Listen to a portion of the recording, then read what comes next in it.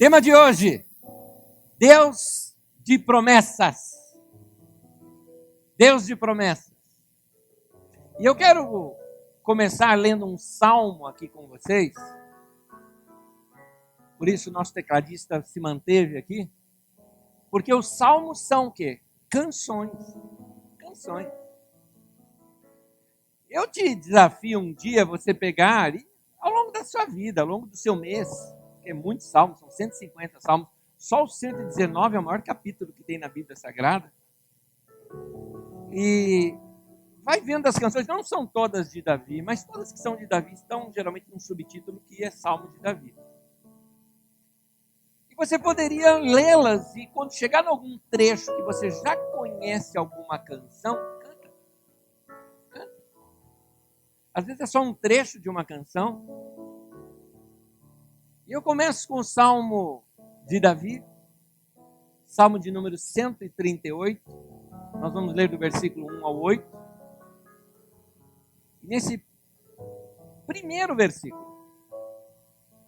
há uma canção que foi feita, entenda bem, geralmente pastor é uma espécie de pai na igreja, né?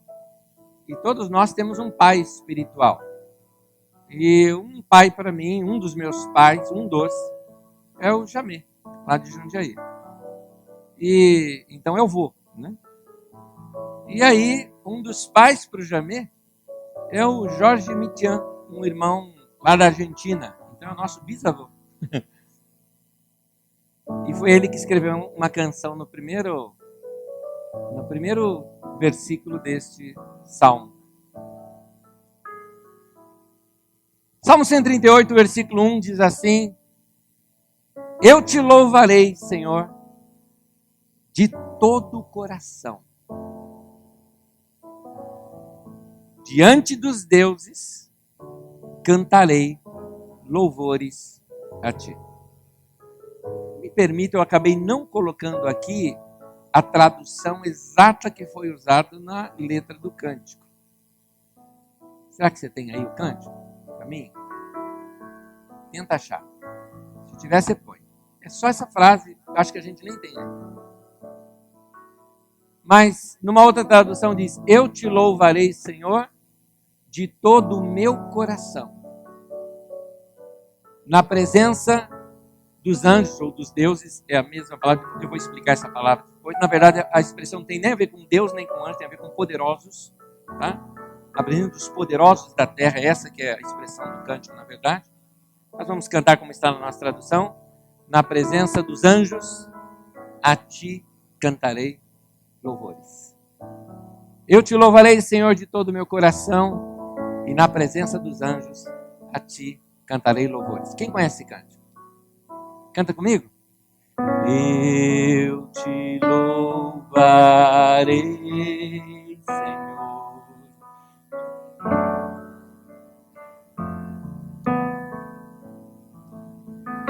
Mais uma vez.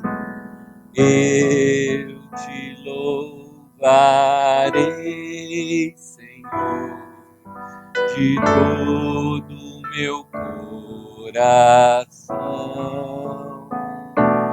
Na presença dos anjos a ti cantarei louvores.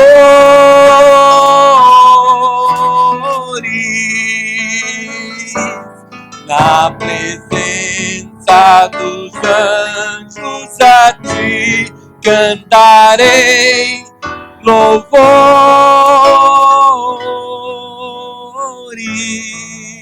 Mais uma vez, no início do cântico, eu te louvarei. Eu te louvarei. Cante você.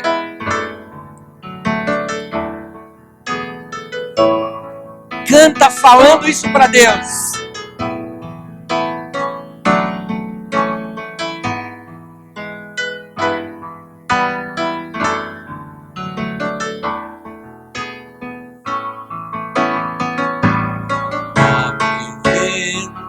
Dos anjos a ti cantarei louvores.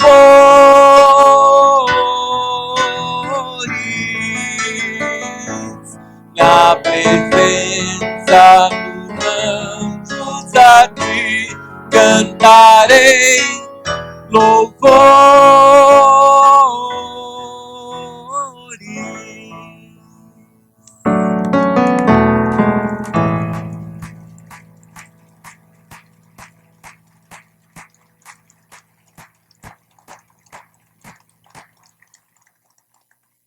Uma palavra hebraica de múltiplos significados, Elohim, que é usada tanto para Deus, em diversos textos do livro de Gênesis, usado para os deuses das nações, usado para os anjos, ela também é usada para os poderosos. E dentro do contexto desse texto, você vai ver daqui em diante, na continuação da leitura, o que Davi está querendo dizer é o seguinte: diante de todos os poderosos da terra, seja quem for, eu não vou me envergonhar de dar louvores para o Senhor.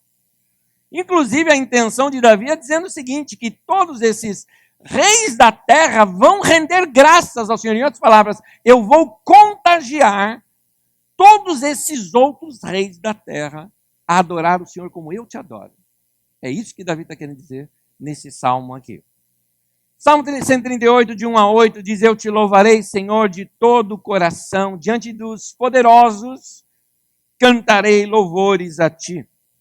Voltado para o teu santo templo, eu me prostrarei e renderei graças ao teu nome, por causa do teu amor e da tua fidelidade, pois exaltaste acima de todas as coisas o teu nome e a tua palavra. Quando clamei, tu me respondeste. Deste-me força e coragem. Todos os reis da terra te renderão graças, Senhor, pois saberão das tuas. Nosso Deus é um Deus de promessas. É o mesmo que eu dizer assim: nosso Deus é um Deus de palavra. Nosso Deus cumpre o que ele falou. Porque Davi mesmo disse: o Senhor exaltou acima de tudo o teu nome e a tua palavra. Deus honra o nome dele, Deus honra a palavra dele acima de qualquer outra coisa. Deus faz isso. Versículo 5 diz: celebrarão os feitos do Senhor, pois grande é a glória do Senhor. Quem? Os poderosos da terra, diante dos quais eu vou cantar os louvores de Deus. 6. Embora esteja nas alturas, o Senhor olha para os humildes. Lembra de um cântico que a gente canta? Baseado nessa poesia foi feita uma outra. E apesar desta glória que tens, tu te importas comigo também. É isso. Embora esteja nas alturas, o Senhor olha para os humildes. De longe reconhece os arrogantes. Ainda que eu passe por angústias, tu me preservas a vida da ira dos meus inimigos. Estendes a tua mão direita, no sentido do seu braço forte, a mão poderosa, e me livras. O Senhor cumprirá o seu propósito para comigo. Vamos falar juntos essa frase? O Senhor cumprirá o seu propósito para comigo. Um detalhezinho, não só repita a frase, assuma essa frase. Vira agora o seu salmo agora, não é mais o de Davi, agora é o seu. Vamos falar juntos? O Senhor cumprirá o seu propósito para comigo. Amém? O que Deus sonhou comigo vai acontecer. O que Deus desejou que acontecesse na minha vida vai acontecer, porque eu quero cooperar com isso. Deus me deu a liberdade de não querer viver o que Ele planejou para mim. Só que eu quero. Teu amor, Senhor, permanece para sempre. Não abandones as obras das tuas mãos. Amém. Quem é Deus para você? Vamos lá, meu irmão, quem que é teu Deus? Quanto que teu Deus pode fazer? Fala, não, Deus não muda com relação ao que eu creio sobre Ele. Deus não muda. Mas muda para você. Eu quero saber dentro de você. Que tamanho que é o teu Deus? Quanto você acha que Ele pode fazer? O que você sabe dele? O que você já experimentou desse Deus? Quem é Deus para você, meu irmão? Quem é? Que Deus existe, nós não estamos colocando em dúvida aqui. A questão é o quanto dele você enxerga. Nós estamos estudando esse personagem bíblico, Davi. Davi é a maior biografia que nós temos nas Escrituras Sagradas, um homem chamado segundo o coração de Deus. E para Davi, Deus era uma pessoa. Alguém que se envolvia com o dia a dia dele, alguém que lhe trazia livramento, que ouvia suas orações. Deus presente. Tem gente que, veja bem, tem gente que acredita em Deus. Mas é um Deus distante, que botou o universo em funcionamento, estabeleceu as suas leis e está lá, só esperando tudo acabar. Aí ele acredita em Deus. Mas eu estou perguntando o quanto você acredita nele. E o quanto você acredita que ele intervém na tua vida. Uma pessoa chegou assim para mim e falou: Anésio, não tem lógica você dizer que Deus vai mudar a história porque você está orando. Eu falei: quem disse que é lógica? É fé, meu querido. Fé e lógica são duas coisas diferentes. Aliás, a fé é doida. E eu sou. Eu sou um doido varrido nesse sentido.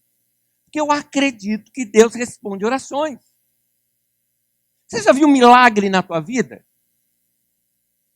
Meu irmão, acredita se você quiser acreditar. Eu tenho testemunha. Eu tenho testemunha. Eu já vi uma perna de uma mulher crescer na minha frente, com gente impondo a mão e sentindo o negócio crescer. Eu vi. A mulher, inclusive, ela usava esses sapatos especiais com um salto diferente do outro, teve que jogar tudo fora. Porque os seus pés se alinharam. Ela tinha uma perna mais curta que a outra. Alguém vai falar: foi um momento emocional que destravou. Pode falar o que você quiser falar, para mim foi milagre. Deus fez e acabou. Ponto. Deus pode livrar da morte? Claro que pode.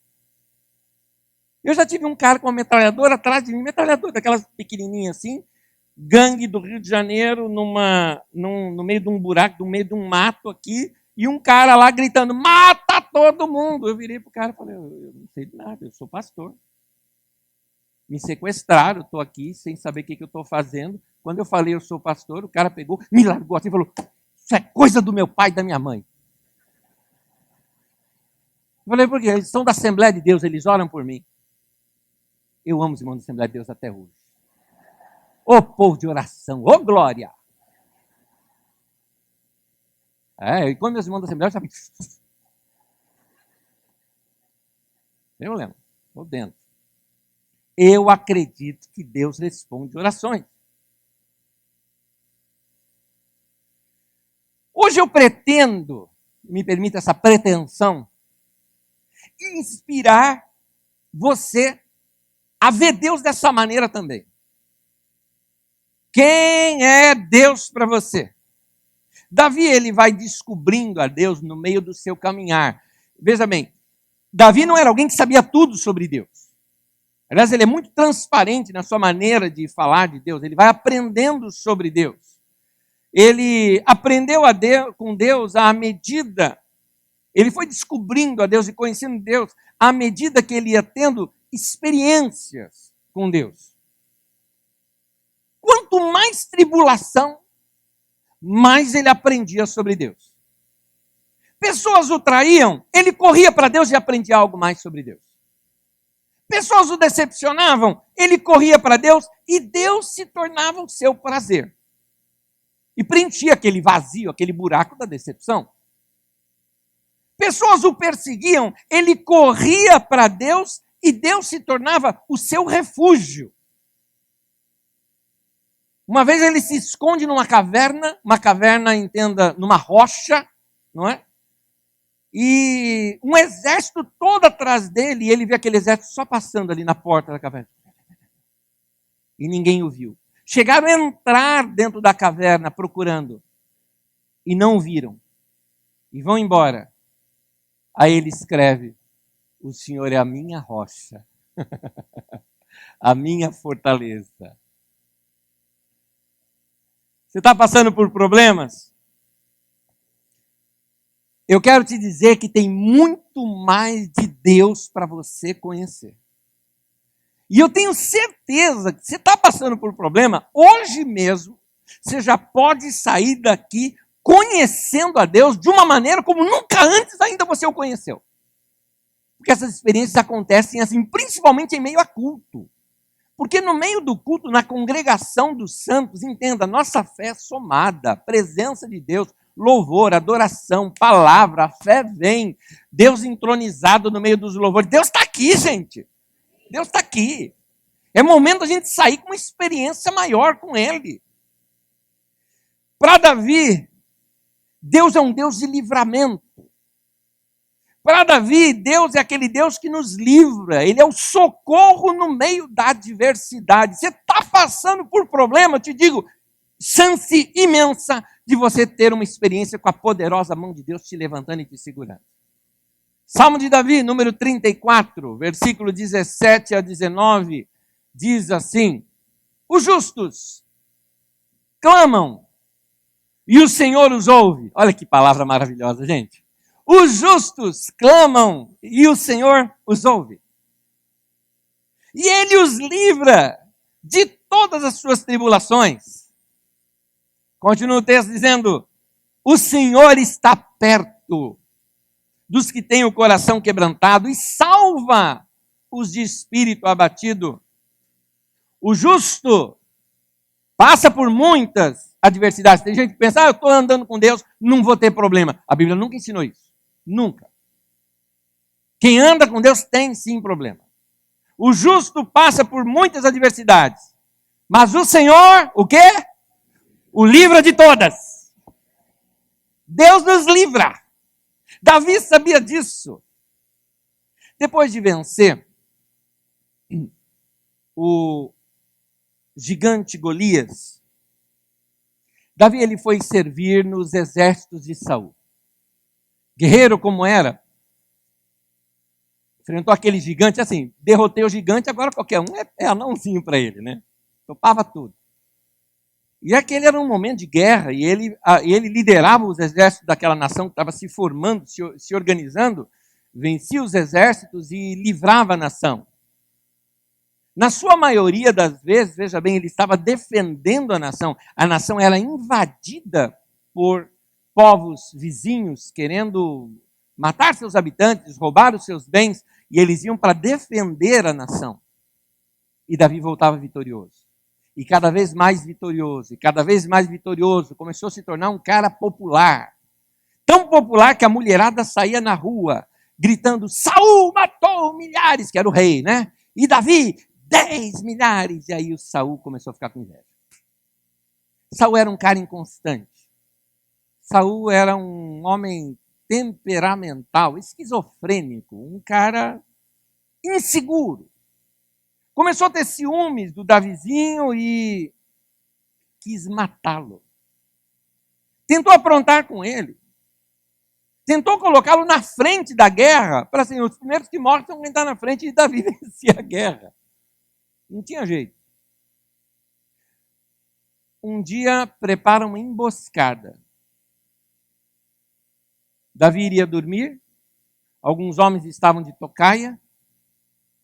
Quando ele dormisse, iriam invadir a sua casa e matá-lo em sua cama. Davi era casado com a filha do Saul. Ela, como convive no palácio, soube da emboscada. Avisou seu marido. Davi não quis acreditar. Tanto que ele saiu e ficou escondido. Para ver se era aquilo mesmo ou não era um devaneio dela. Ela, inclusive, deve ter ali ajeitado a cama, como se, sabe, igual em desenho, com um boneco no lugar, né? E Davi viu os homens escondidos invadirem a sua casa e tentar matá-lo. Ele não quis acreditar nisso. Imagina, o sogro dele quer matá-lo. Então, o meu já deve ter querido algumas vezes também, né? Mas tudo bem. Bem, sogrão, beleza? É nóis. Mas o sogro dele queria matá-lo. Gente do próprio exército, que para matar tinha que ser do exército que ele comandava. trairagem. Gente amiga o traiu. E não é uma traiçãozinha de você estar perdendo alguma coisa. Vai matar você.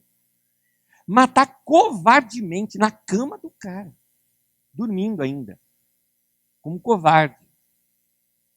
Eu imagino que Davi, nesse momento, deve ter caído em choro, em pranto, em desespero, em uma mistura de ódio com decepção, com tudo.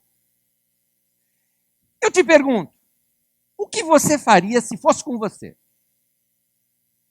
Foi traído, foi enganado, foi apunhalado pelas costas? Como você reagiria? Muita gente, quando passa por um problema como esse, o que faz? Fica lamentando, fica lamuriando, busca os outros para falar mal de mim. Ai, coitadinho de mim, não aguento mais essa vida, tadinho de mim. Quer que todo mundo tenha dó de você. Meu querido, você está perdendo uma chance de crescer. O que Davi fez nesse caos todo da vida dele, nesse problema todo?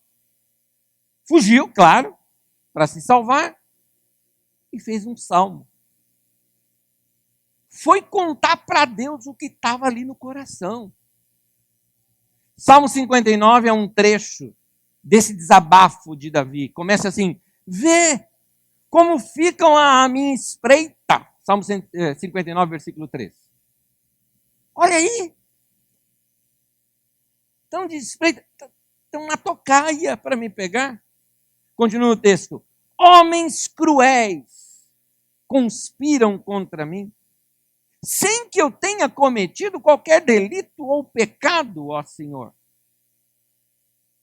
Mesmo eu não tendo culpa de nada, eles se preparam às pressas para atacar-me. Levanta-te para ajudar-me. Olha para a situação em que me encontro. Em outras palavras, Deus, agora tem um exército todo atrás de mim. Partiu. Não tem mais jeito. Em outras palavras, Senhor, ou o Senhor me ajuda ou fui. Salmo 59, no versículo 10, diz assim: o meu Deus fiel virá ao meu encontro e permitirá que eu triunfe sobre os meus inimigos. Amém. Deus não vai me abandonar. Cara, estão acabando com a tua vida. Deus não vai me abandonar. Tem um cara me perseguindo no trabalho e já vi que ele está organizando tudo para me mandar embora e conseguiu puxar o meu tapete. O cara quer danar com a minha vida. Deus não vai te abandonar. Corre para Deus. Você não precisa reclamar para outros, não. O que adianta reclamar para quem não pode te ajudar? Outro ser humano não vai poder te ajudar. Reclama para Deus. Fala com Deus. Faz você esse seu momento com Deus. Davi tinha algumas coisas na vida dele. Assim, eu já disse aqui que Davi descobriu que Deus é um Deus que livra. Tem uma coisa de Davi, isso é a minha visão aqui, mas eu tenho uma identificação pessoal com isso que eu estou vendo aqui. Davi, ele acreditava que Deus é um Deus que dá presente. Ou seja, ele acreditava que Deus, de alguma forma, iria abençoá-lo. Ele acreditava isso. E se você me permite, eu estou aqui abrindo um momento da mensagem que tem a ver comigo. Porque eu acredito nisso. Eu acredito que o que eu peço, Deus dá.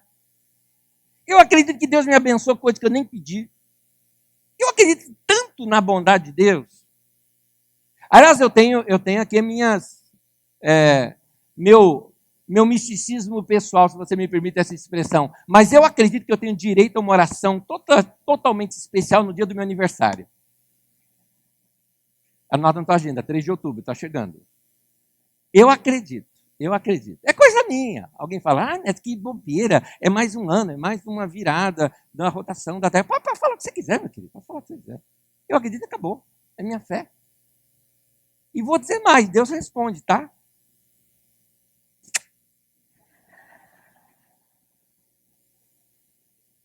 Pode me chamar de bobo, de infantil, mas eu gosto dessa inocência de achar que Deus, a qualquer hora, pode me dar um presente. Sabe criança, quando está indo para um lugar e sabe que vai ganhar um presente? Vai na casa do tio, da tia, ou do vô, da avó, e você fala, olha, tem um presentinho para você. Você já viu a criança andando assim, né? Ela olha, quando você dá oi para ela, oi, ela já olha para tua mão, né? Eu tenho um pouquinho disso com Deus. É uma sensação de se sentir querido e amado. É a minha maneira, é o meu imaginário, o meu lindo mundo de Bob, ativado, recebendo as minhas impressões sobre Deus. Davi era assim. Davi sabia que Deus dava presente para ele.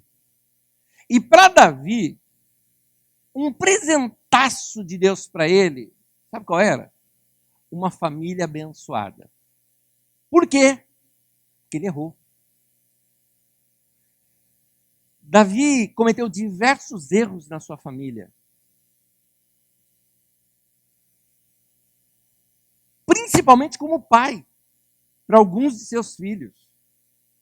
Davi perdeu o filho de um matar o outro. Por mau pai que ele foi. Vai estudar isso comigo outros domingos aqui. Davi teve um filho que chegou ao ponto de dar golpe de Estado nele. Inclusive querendo matá-lo. Só que como todo ser humano que erra, Davi também errou. Mas como poucos seres humanos fazem, Davi se arrependeu. E quem se arrepende, alcança algo de Deus chamado misericórdia. Segunda chance. Então, o maior desejo de Davi era ter uma família abençoada, porque ele mesmo estragou a família dele. E Deus lhe deu essa segunda chance. Num dos textos de orações de Davi, em 2 Samuel, capítulo 7, versículo 27 ao 29, bem mais adiante desse período da vida dele, já quase na sua velhice, olha como Davi ora. Versículo 27. Ó Senhor dos exércitos, Deus de Israel, tu mesmo o revelaste ao teu servo quando disseste, estabelecerei uma dinastia para você. Ou seja, seus filhos vão seguir os seus caminhos. Por isso, o teu servo achou coragem para orar a ti. É interessante, Deus falou isso com ele antes, e aí Davi errou depois. Mas agora ele vem por baixo, cabisbaixo mesmo, assim, Deus. Como o Senhor lá atrás falou, mesmo eu tendo errado, eu estou me sentindo assim, com coragem de chegar para o Senhor, porque o Senhor sabia que eu ia errar. Como é que o Senhor me faz uma promessa dessa lá atrás, sabendo que eu ia errar? Significa uma coisa, que o Senhor não desistiu de mim. Entendeu a conclusão dele? Significa que o Senhor é um Deus de promessa. O Senhor prometeu algo, o Senhor vai cumprir comigo ou semigo.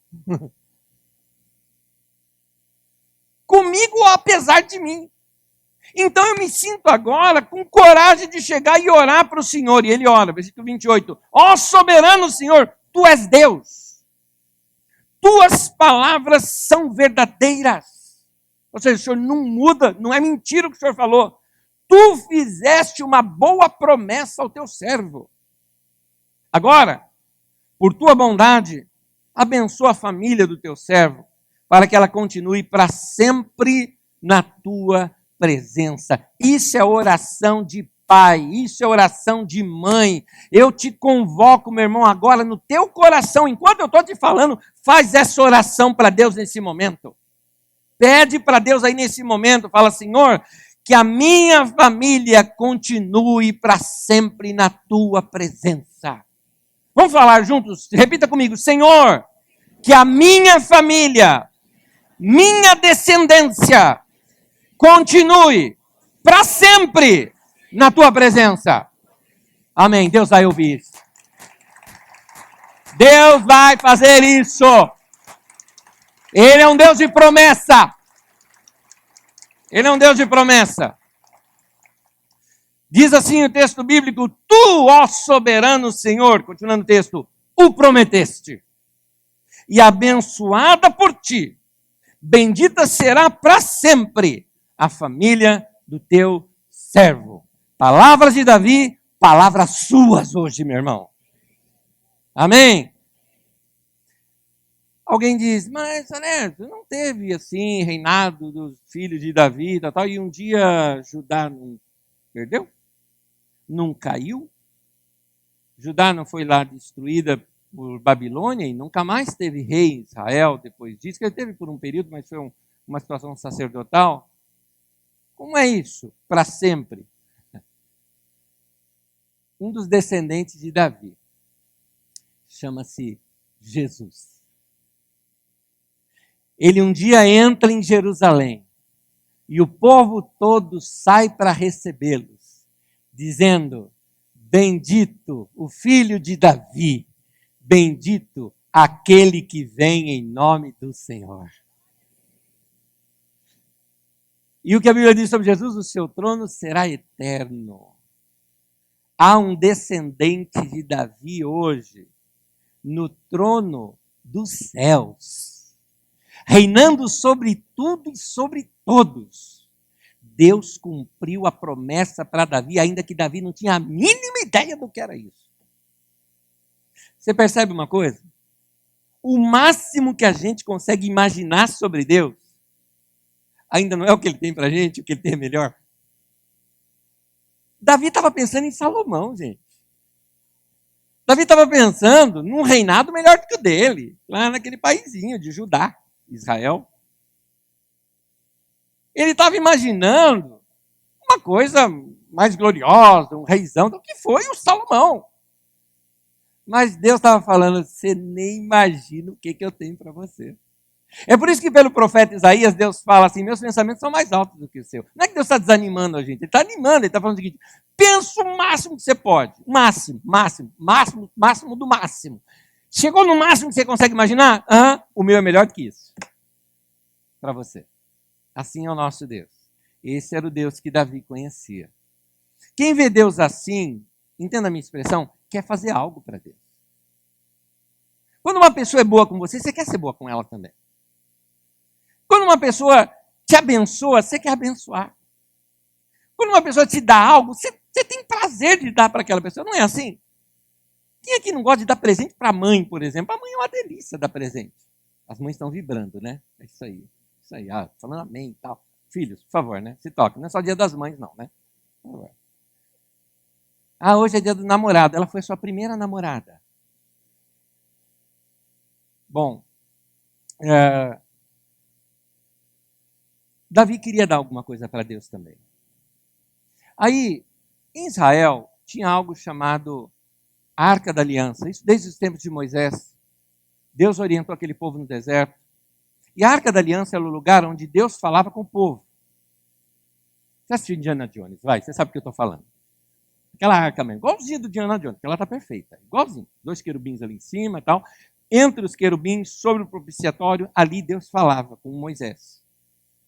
A Arca da Aliança era assim, quando Israel levava aquela arca consigo, eles entendiam a presença de Deus está junto, eles venciam qualquer guerra com aquela arca. Mas houve um tempo que Israel desobedeceu a Deus e Deus permitiu que os filisteus pegassem a arca. Os filisteus tiveram um problema com a arca lá e devolveram lá nas laterais entre Israel e a Filistia e deixaram lá na casa, se não me engano, de Obed-Edom, em Kiriat Jearim, e ficou lá a arca. Na época de Saul, ninguém nem ligou mais para a arca. Aí Davi fala, espera um pouquinho, foi Deus que criou aquilo. E aquilo significa a glória de Deus. Como é que eu posso governar uma nação toda sem a glória de Deus? Davi agora era o rei. Como é que eu posso governar uma nação sem a glória de Deus? Vamos fazer o seguinte. Vamos juntar a nação toda e fazer um cortejo para trazer essa arca lá de Kiriat Jearim aqui para Jerusalém. Vai botar aqui. Eu moro no melhor lugar da nação. Jerusalém, top, alto do monte, ali o Monte Sião. Minha casa fica aqui no topo, aqui do lado. Ó. Vamos colocar a Arca da Aliança. texto bíblico que narra isso está em Crônicas, capítulo 13, de 1 a 4. Leia comigo. Depois de consultar todos os seus oficiais e os comandantes de 1.000 e de 100, Davi disse a toda a Assembleia de Israel: se vocês estão de acordo e se esta é a vontade do Senhor, o nosso Deus, enviemos uma mensagem aos nossos irmãos em todo o território de Israel, e também aos sacerdotes e aos levitas que estão com eles em suas cidades, para virem unir-se a nós. Vamos trazer de volta a arca de nosso Deus, pois não nos importamos com ela durante o reinado de Saul. Toda a Assembleia concordou, pois isso pareceu bom a todo o povo. Eu acho interessante uma coisa, Davi ele consegue influenciar uma nação inteira na adoração a Deus. Ele amava Deus. E ele amava a Deus de tal maneira que ele queria que todo mundo amasse a Deus do jeito que ele amava. Você sabe como que é amor, né? Quem ama gosta de falar do seu objeto do amor. Boca fala do que o coração está cheio. Quem ama gosta de contar para todo mundo.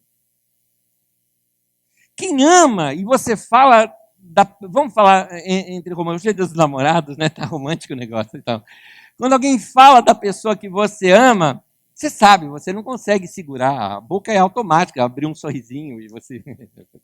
né? Davi amava a Deus dessa maneira. Então, ao adorar a Deus, alegrava o coração dele. Ele queria que todo mundo amasse a Deus do jeito que ele amava. Davi, ele queria que todos amassem a Deus como ele amava. E aí ele faz então esse cortejo. Nesse cortejo, para trazer a arca, ele inova tudo. Até esse momento da história, não tem música.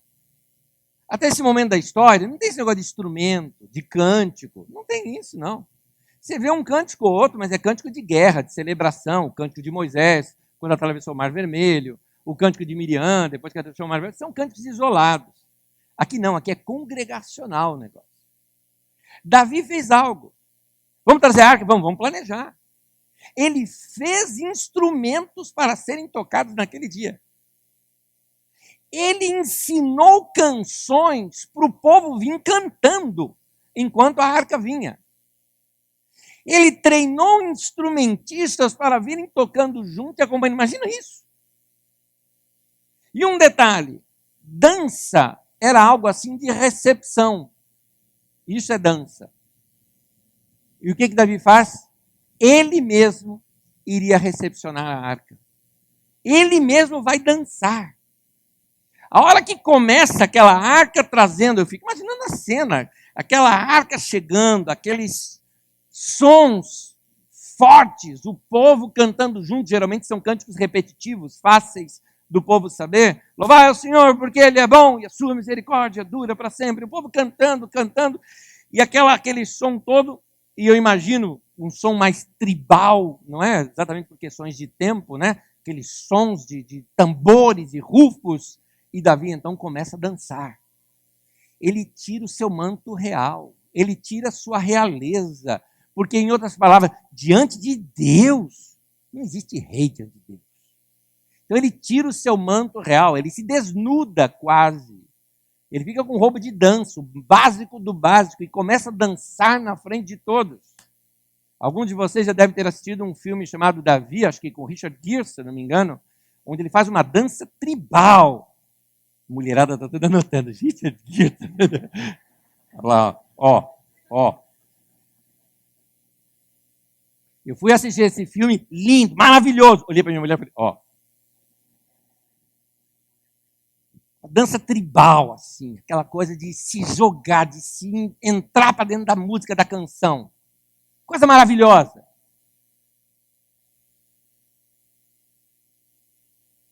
Davi queria contagiar as pessoas.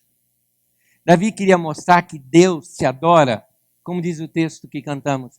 Eu te louvarei, Senhor, de todo o meu coração. Como diz na lei, de toda a tua alma. com todo o teu entendimento, com todas as suas forças. Davi, ele estabeleceu uma nova maneira de adorar a Deus. Não tinha esse negócio de adorar a Deus com músicas e danças. Davi foi que estabeleceu isso. E tem mais, ele criou uma tenda ao lado do seu palácio, e essa tenda, ele colocou a Arca da Aliança ali. Antigamente ela ficava no tabernáculo, e no último estágio do tabernáculo, onde só o sacerdote entrava. Mas agora Davi coloca numa tenda à vista de todos, e todo mundo queria passar para ver a Arca da Aliança. E ele colocou músicos e cantores 24 horas por dia, tocando, e aquele cortejo, aquela fila de pessoas para passar, para ver a Arca da Aliança, para ver esse objeto que simbolizava Deus está presente no nosso meio. Davi fez esse culto para Deus. Davi, o que ele queria? Ele queria agradar a Deus. Gente, quem ama quer agradar. Quem ama faz de tudo para deixar o outro feliz. Quem ama quer arrancar sorriso do outro. Davi amava a Deus e queria, entenda a minha expressão, arrancar sorrisos dele. Ele queria fazer algo para Deus. Eu te convido, quando você for cantar para Deus na próxima vez, cantar de tal maneira que você, tendo a minha imaginação aqui, arranque sorrisos de Deus. De Deus olhar e falar, filho, filha, lindo, lindo, maravilhoso. Eu quero terminar lendo um texto, porque Davi, ele queria fazer algo para Deus, e o que ele fez inicialmente foi trazer a Arca da Aliança, mas aí ele pensou em algo maior para Deus. Vamos ler esse texto já em pé? Levanta comigo. 2 Samuel 7, de 1 a 3.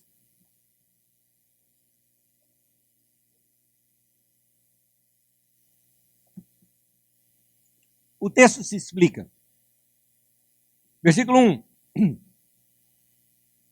O rei Davi já morava em seu palácio, e o Senhor lhe dera descanso de todos os seus inimigos ao redor. Certo dia, Davi disse ao profeta Natã: aqui estou eu, morando num palácio de cedro, ou seja, chiquérrimo, enquanto a arca de Deus, ou chamada de a Arca da Aliança, permanece numa simples tenda. Não devia ser simples, que Davi que fez. Devia ser top, mas era tenda. E ele estava falando, mas espera aí, a minha casa melhor do que a casa de Deus? Não pode, não pode. O profeta entendeu. E ele disse assim, Natã respondeu ao rei, faze o que tiveres em mente, pois o Senhor é contigo. Na verdade, ele financiou toda essa casa. Foi Salomão, seu filho, quem construiu. Mas isso nós vamos estudar depois. Ele já estava bem estabelecido. E, no entanto, ele não se esqueceu do Senhor. O que eu quero lhe chamar a atenção é o seguinte. Tem gente que só busca a Deus quando está passando por necessidade. Não é errado buscar em tempo de necessidade. O errado é o só. Só busca em tempo de necessidade. Ou quando está precisando de ajuda, né? Mas Davi, ele amava tanto a Deus, que no melhor momento da sua vida, que é o que o texto está descrevendo, morando num casão, ricaço, sem precisar mais sair para a guerra, porque nem guerra tinha mais, a nação dele forte, estabelecida, o país andando bem, economia lá em cima. Eu sei que você não sabe o que é isso, mas imagina. Prosperidade e tranquilidade. E ele agradecido, o que ele fala? Eu quero construir um templo para Deus. Feliz por estar bem, ele fala, eu quero dar para Deus algo melhor do que o que eu tenho. Esse é o coração que a gente precisa ter diante de Deus.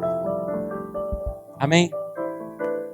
Queridos, cada época da nossa vida a gente precisa fazer um salmo novo para Deus. Alguns, a gente pode até pegar os salmos de Davi, e por que não os salmos que os nossos irmãos escrevem também? Eles nos ajudam a cantar para Deus. Eu queria que nós terminássemos cantando para Deus agora aqui. E nós vamos reafirmar tudo o que nós aprendemos aqui hoje na letra de um cântico, só que em forma de oração. Então, ao cantar, sinta-se falando com Deus e sabendo que Deus parou tudo para ouvir o teu coração e tuas palavras nesse momento. Amém?